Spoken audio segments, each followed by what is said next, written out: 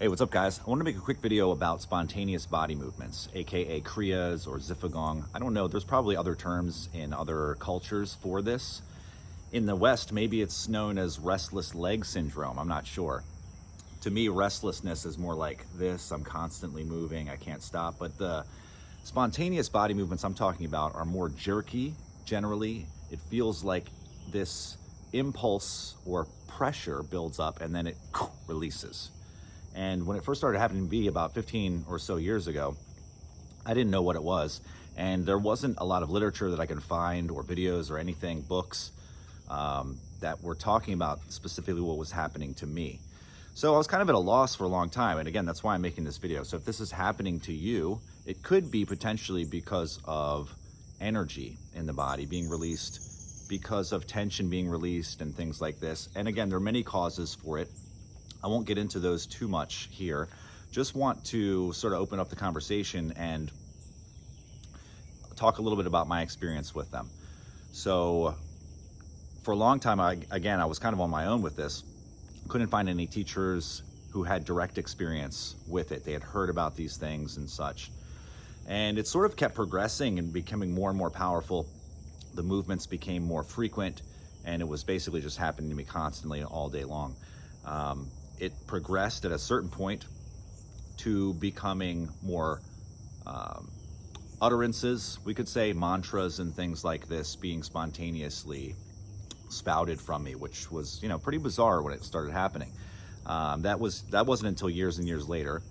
And, I didn't know what to do with the energy, and my best understanding was that I should just allow this process to happen, right? Just let it happen. It's just going to be a process. You go through it. It's going to take time. You'll be purified over, the years and things, and it should settle down. But for me, it really just kept exacerbating. And I was doing more and more meditation, more and more spiritual practice, Qigongs, various internal arts and things.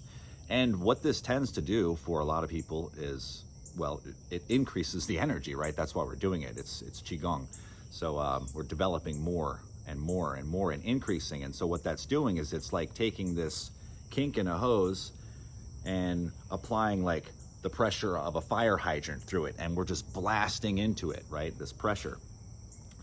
So needless to say, it didn't slow down. It kind of increased, and it got to the point a number of times where I had to stop practicing. It just became too intense. It wasn't until many years later that I met some teachers who were able to help guide me through this process with a little more skill. And this was a turning point for me. So again, I wanted to share some of this with you. And one of the things was that when the energy comes, there's a difference between releasing it and allowing it to escape. So when the pressure was building up, it's just like this impulse to move. The body does it either on its own. Sometimes I'm not even aware of it, or sometimes I can feel it beginning to happen. The pressure is building. And maybe I just kind of move my body a little bit in advance of it to try to leak that energy out some kind of how. And I'm thinking that's releasing it. Okay, I relieved the pressure. The problem is it just comes back later. And the pressure is aimed at and determined to open us a bit more, to release some tension, to release some kind of knot, some holding on inside. But we allow that energy to leak out, and then, it relieves the pressure, but we don't get the benefit, and the process is just going to continue. Of course, unless we take some kind of drugs, psychotropics and things, which many people are probably doing this. I'm pretty sure there are probably hundreds of thousands, if not millions of people who are medicated right now, who would actually be going through this process of opening and release and freedom, actually. But instead, they've been diagnosed and given prescription pills, which just they stop the process, yes.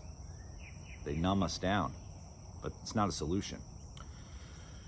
So anyways, back to my experience. What was instructed to me was to work with a different approach. And again, releasing versus escape. When I release the energy, right, or when I release the tension, let's just say on a physical level, the it's hard to describe, okay? But it doesn't feel like the energy is escaping. It doesn't feel like the pressure is just like I let it out. What happens is actually the pressure goes to the center of some area of tension and stretches it open, sort of expands, and this can be uncomfortable, especially if we're not aware of what's happening. It can be quite disorienting. But if we stay with it and we kind of just chill out, relax as best we can, but not collapse, not just let it happen, but hold our inner state, we could say, or maintain some sense of equilibrium inside, equanimity. While this happens, that opening, not only does it feel good, but it also expands us a bit inside. We feel a bit more full. And, when we're feeling down or stressed and things, that's not a feeling of fullness, right? We're full of garbage. But this is more like a spaciousness, a place where it's nice to hang out inside. So that's what we can benefit from this process as we start to work with it and allow it to do its work in us correctly. I hope that helped somebody. Again, I have a ton of experience with this because I've been going through it for many, many years. So if anyone has questions and things like that, please reach out. I'd be happy to share whatever I can. And yeah, I guess that's all for this one. Thanks for watching, guys. See you on another one. Be well.